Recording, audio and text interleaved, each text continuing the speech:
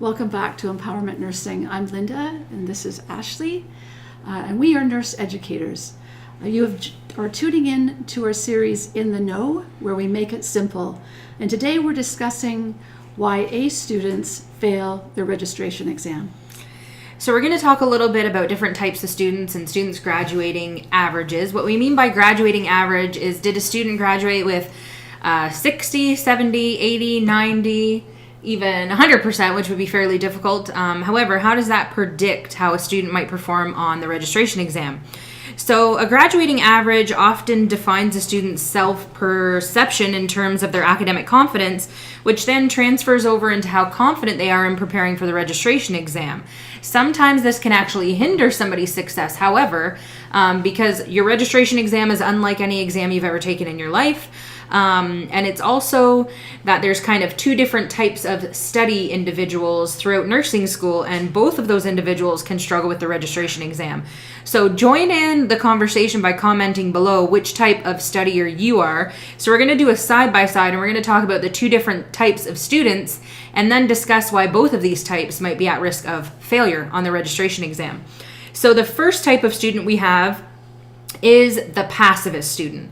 So the passivist student is described by all of these things you see here on this list. They often have an average or an above average GPA, which stands for grade point average. These students succeed with little effort. So if you're the student that had to put a lot of work in, these are the students you're often jealous of, who could just study off of PowerPoint presentations, putting in very little time, able to maintain part-time jobs while they went to school. These students are often last minute, night before study students, and this is because they grasp concepts quickly. So they can read something once, understand it, and be able to apply it to questions. They have a capacity to remember pictures, so they can see a diagram in a textbook and remember that on test day, and they study minimally, and that's because they only need to study a little bit, and they've always kind of gotten by with that. Now this is compared to the perfectionist, which me personally, I would fall under this category. The perfectionist has an above average GPA, so these are often the highest academic achievers. They succeed with great effort, so nothing comes easily to the perfectionist. They are never last minute. They prepare weeks, sometimes even months in advance with study notes, etc. They grasp concepts with repetition, so they have to repeat their study notes a number of times, often rely on memorization techniques. And they study thoroughly, if not overstudy. They know more than they need to know. They make sure they know everything when it comes time for the exam. So although there are these two different types of studiers, the passivist and the perfectionist, why are both the passivist and the perfectionist at risk, although they're both A students, of failing the registration exam? So Linda's going to talk a little bit about that now.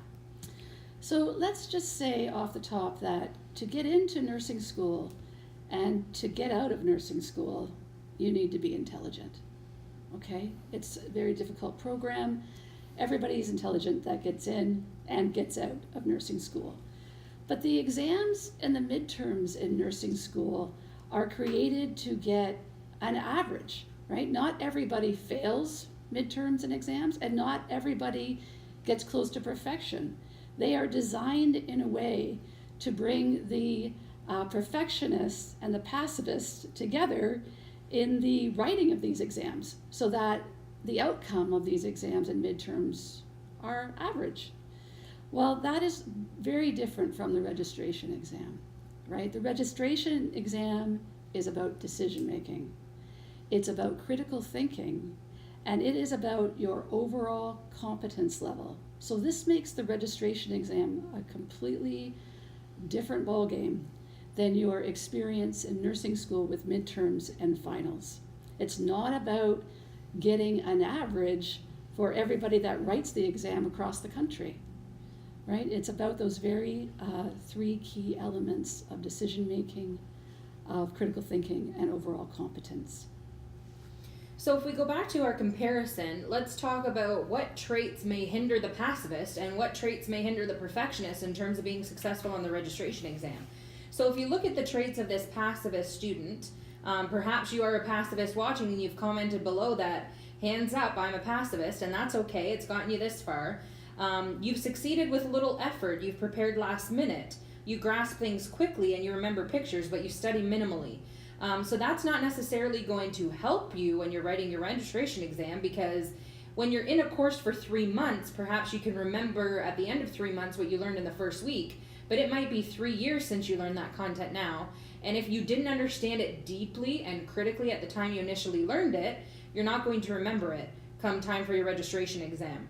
So this pacifist will underestimate the scope of content they need to study.